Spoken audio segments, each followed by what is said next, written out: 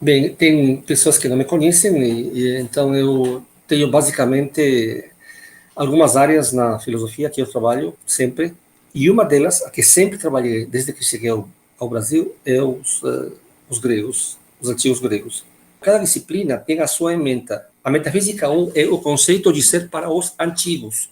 Eu grifei aqui, eu marquei, destaquei, quais são esses antigos? Os únicos antigos que poderiam ser são Heráclito, que está faltando na bibliografia, porque Heráclito escreveu fragmentos, estão muito espalhados, poderia parecer um texto, fragmentos de Heráclito. Parmênides, que também escreveu fragmentos, ou seja, escreveu textos de cujo texto só temos fragmentos, né?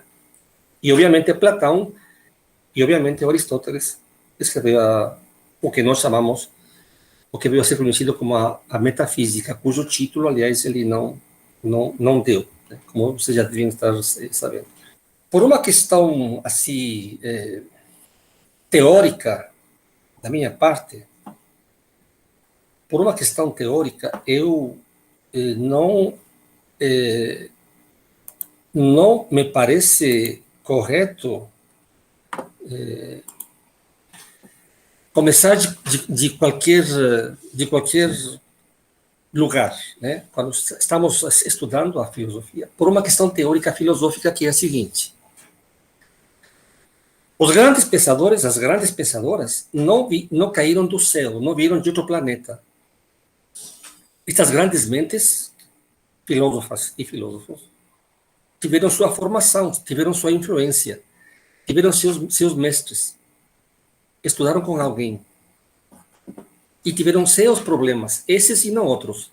A partir dessas influências, foram escrevendo os textos que nós conhecemos e chegaram a nós. Então, as questões metafísicas em Aristóteles não caem do céu na mente de Aristóteles. O Aristóteles não acorda um dia e diz, não, então agora vou escrever algo que nunca ninguém escreveu na vida. E aí começa a escrever o que depois se conhece como metafísica. Não é assim. Ele foi discípulo de Platão. Ele foi discípulo de Platão durante nada mais, nem nada menos que 20 anos. Ele esteve 20 anos na academia de Platão. 20, pensem, 20. Não esteve 4, como nós passamos na graduação, nem 2, como passamos no mestrado, nem 4, como passamos no doutorado. 4 e 2, 6, mas 4 e 2, 6. Mas 4, 10. Ele teve 20 anos com uma grande mente que é Platão. E, obviamente, teve toda a influência deste grande pensador. Platão, por sua vez, também não veio do céu nem caiu de Marte. Ele foi discípulo de Platão e também foi discípulo de Euclides de Megara, que era amigo de Sócrates e discípulo de Sócrates. Para mim, é filosoficamente importante começar pelo início, porque não se pode começar pela metade e não se pode começar pelo final. Se nós começássemos por Aristóteles, começaríamos pelo final, pela parte final da metafísica dos antigos, ou da teoria do ser dos antigos.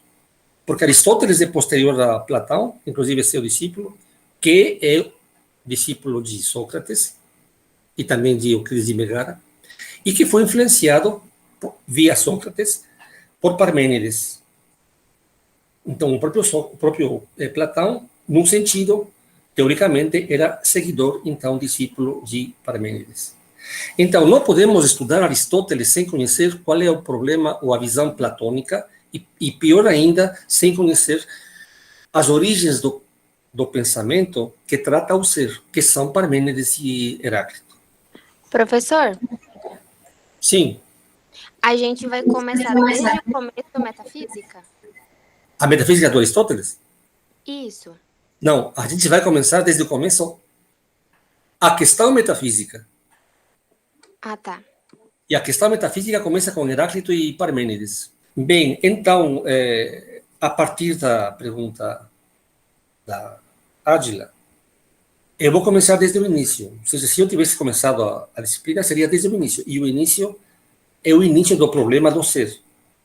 Porque como está na ementa metafísica, o conceito de ser para os antigos. Aristóteles não é o primeiro antigo. Na questão metafísica, é o quarto grande autor que trata a questão metafísica. Mas para chegar a Aristóteles, é necessário discutir o problema do ser em Heráclito, em Parmênides, que são teorias opostas, em Platão, que é influenciado e segue a teoria de Parmênides, e depois em Aristóteles. Aristóteles, inclusive, tem uma peculiaridade importante, que ele, nos textos dele, ele fala sobre todos os pensadores anteriores que trataram desse assunto e diz o que eles disseram e faz uma avaliação, o que é extremamente interessante, né? Então, caso nós tivéssemos começado desde o início com vocês, eu teria já feito isso, começado pelos pré-socráticos, Platão, e seguiria para Aristóteles, ok? Então, eu vou fazer uma breve introdução rápida, lembrar vocês sobre, vamos lembrar o que apresentaram os pré-socráticos, século VI, V, né? Heráclito e Parmênides. Já que a ementa, ou seja, o conteúdo da disciplina, nos manda a estudar o conceito do ser para os antigos, e esse conceito começa com o que disseram Heráclito e Parmênides, eu vou começar pelos pré-socráticos, os filósofos anteriores a Sócrates. Para quem não é da área, há um período, há uma guinada na filosofia, que é Sócrates, na filosofia antiga, por uma questão simples, digamos assim, mas também uma questão temática.